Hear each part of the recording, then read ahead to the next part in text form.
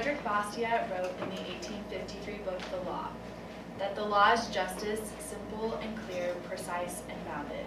Justice is measurable, immutable, and unchangeable. If you exceed the proper limit, you will then be lost in an uncharted territory, in vagueness and uncertainty, in a forced utopia, or even worse, in a multitude of utopias, each striving to seize the law and impose it upon you.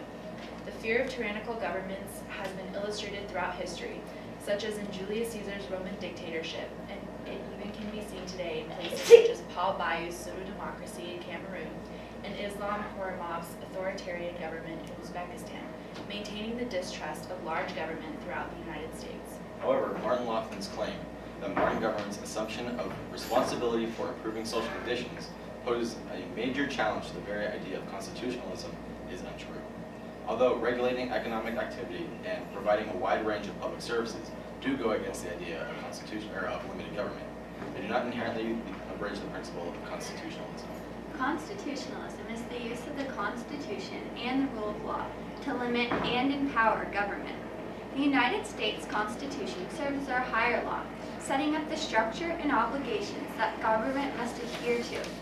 Economic regulations, such as the Federal Trade Commission Act of 1914, and social reforms, such as the Civil Rights Act of 1964, do increase the power of government. However, they also stem directly from the constitutionally granted power of Congress to regulate commerce in Article 1, Section 8.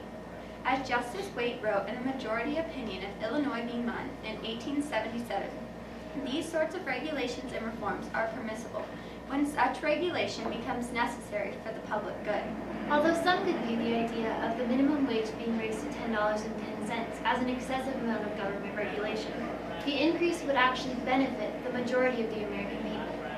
Because 6 of the 10 fastest growing job markets in America today consist of low-paying jobs, according to the Hill magazine.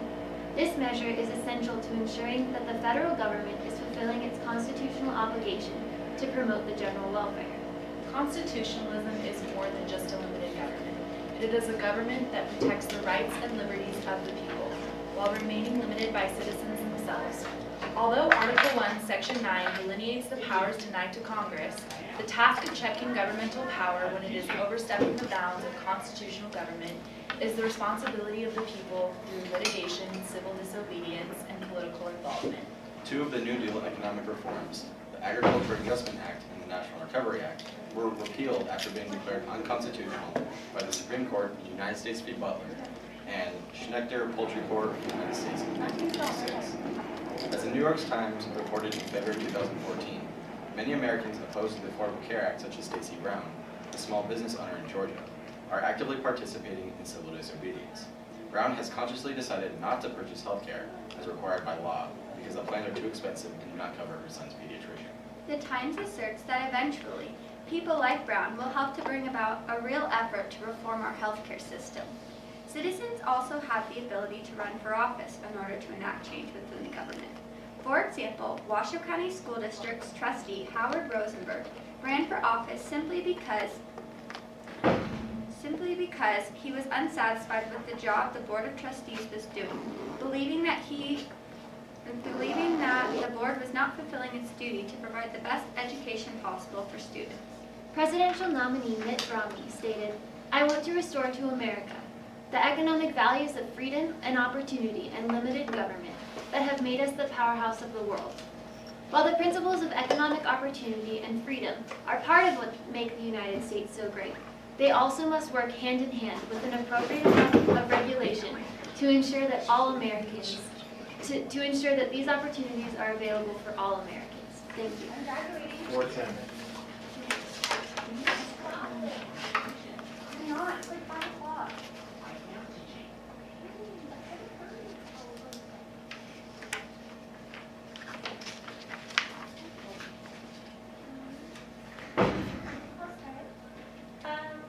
Is judicial review constitutional? Yes, judicial review is constitutional because it directly stems from the Constitution that states that the judicial branch has the power to promote equity within the laws. And so by ensuring that, so by giving the federal courts the power to review laws, they're making sure that they are constitutional and are equally applied to all people.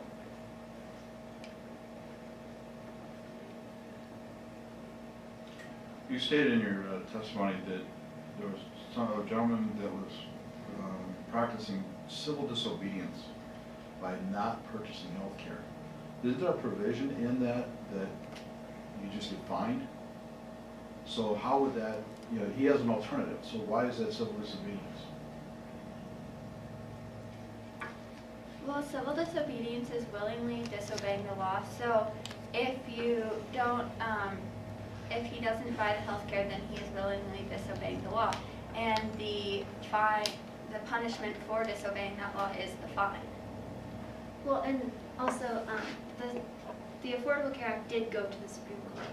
And so basically by being approved by the Supreme Court, that's become part of the law of the land. And so that decision, along with the fact that the Affordable Care Act has been approved and we've gone through another election cycle that was heavily focused on the Affordable Care Act, it definitely has legitimized the law. And so by openly disobeying that, Stacey Brown has participated in civil disobedience. Can a constitutional government exist without checks and balances or branches of government? Yes, the government can.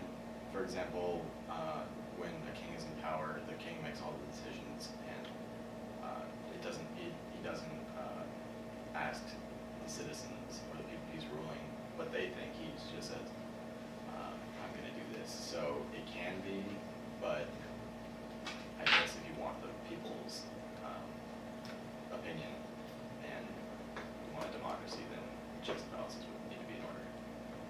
I would disagree with Mason. A constitutional government cannot exist without checks and balances because the Constitution provides a form of higher law for that government. So rule of law in which no one can be above the law. So, and as Mason was explaining, the king would be above the law, which then is not a constitutional government. I would agree with Jocelyn in the fact that the idea of constitutionalism is protecting the rights and liberties of the people. And so with this system of checks and balances, we're making sure that not one branch of government has too much power, and therefore we're letting the people have some power as well as the government having power. Well, I would also like to point out, though, that I think when we're thinking of checks and balances, we're imagining the checks and balances that we have in the United States. But in countries such as England, they have kind of a less obvious form of checks and balances where kind of all three branches of government take place in Parliament. And so that definitely is still a constitutional government, but it's less similar to what we imagine to be a system governed by checks and balances. Would you consider the actions of the rancher outside of Mesquite to be civil disobedience, or what else might you consider it to be?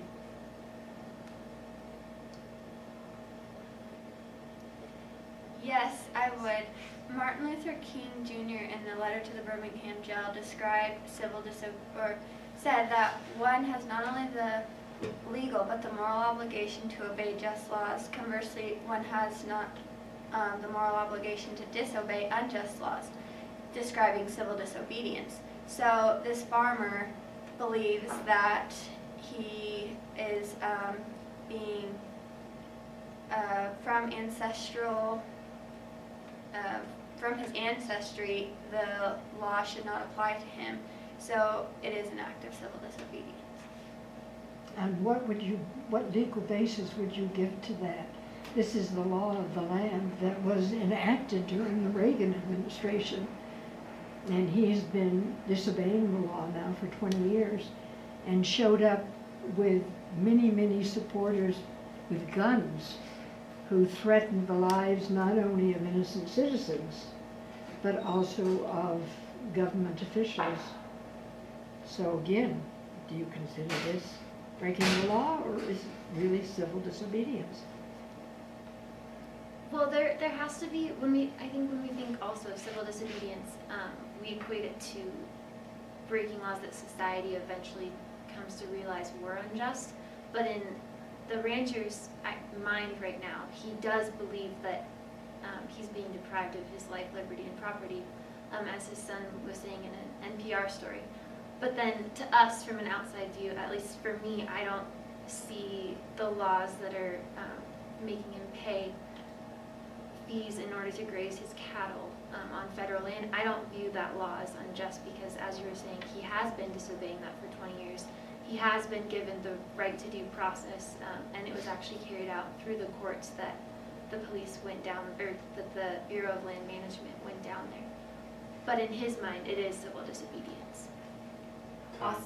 Oh, go ahead, answer. Well, I was gonna say, also going off of what Maddie was saying, Nevada was founded in 1846, and thinking back to that, he's saying that this is his ancestry when the land was established in 1875, and during that time, if we think about it, how easy is it to obtain land during that time with all this free open space? And so I guess you can really say that it's his ancestry, especially because he has been breaking the law continuously for 20 years now, when he doesn't have that right anymore.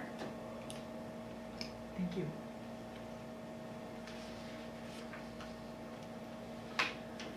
All right, so now I'm gonna give you some feedback. Maria, I think you just flipped the numbers, it's 1864.